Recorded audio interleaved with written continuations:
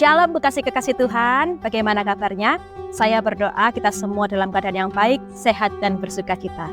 Sebelum kita mulai KAB Devotion pada hari ini, sebelum kita mendengarkan sharing firman Tuhan, mari sama-sama kita berdoa. Kami mengucap syukur Tuhan buat kebaikan Tuhan sepanjang hidup kami. Kalau kami boleh Tuhan berada saat ini Tuhan, kami percaya semua karena anugerah-Mu Bapa. Bapa, kami sekarang akan mendengarkan sebagian Tuhan dari sharing kebenaran firman Tuhan. Kami percaya apa yang kami dengarkan hari ini Tuhan dapat menguatkan setiap kami. Di dalam nama Tuhan Yesus, haleluya, amin.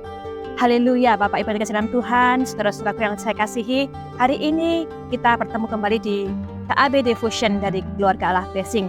Dan saya sangat bersyukur kalau saya hari ini dapat membagikan beberapa firman Tuhan, yaitu tentang God is. Dalam tema besar KB Keluarga Allah Blessing, pembahasan kita adalah Tuhan adalah.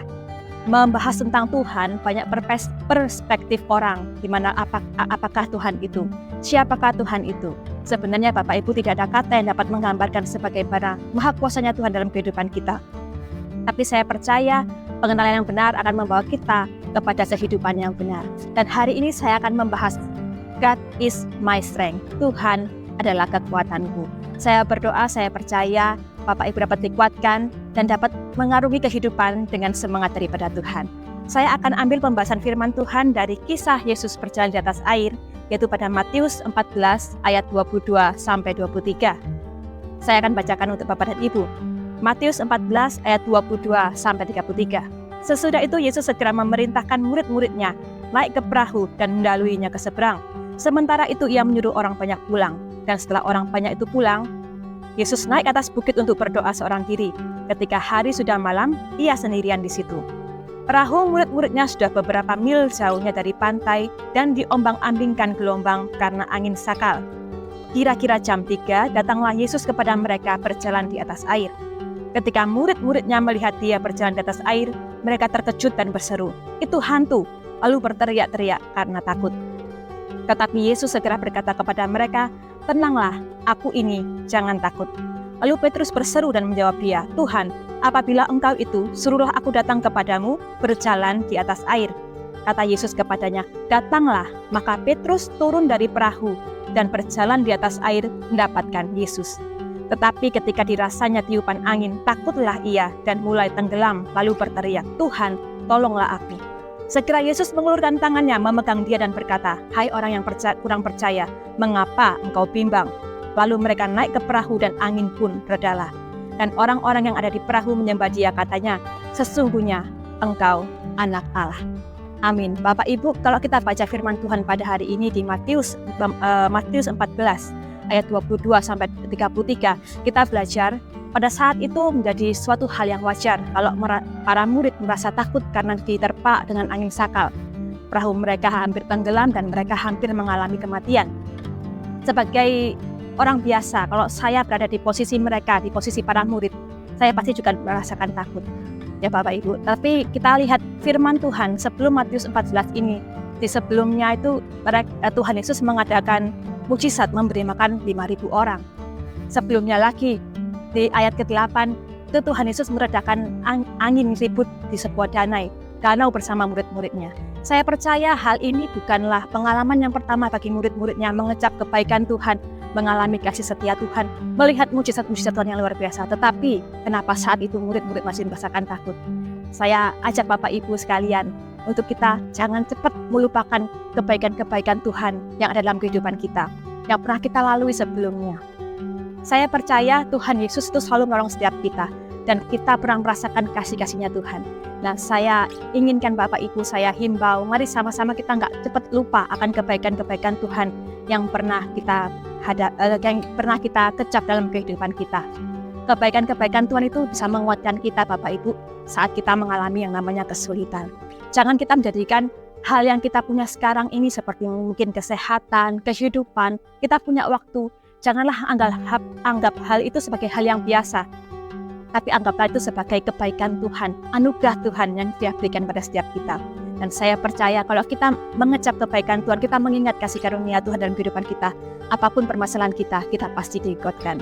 Pertanyaan saya kepada Bapak Ibu, kapan terakhir kali kita mengingat kebaikan Tuhan dalam kehidupan kita?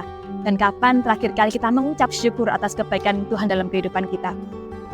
Satu rahasia kehidupan yang sangat luar biasa adalah kita harus live the life and be grateful every time.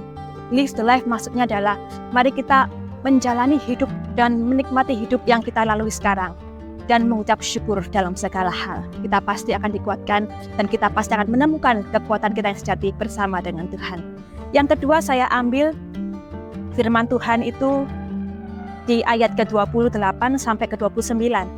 Pada saat Petrus melihat Tuhan dan ia takut, orang-orang berkata itu hantu, tapi Tuhan kemudian berkata, tenanglah, ini aku, jangan takut.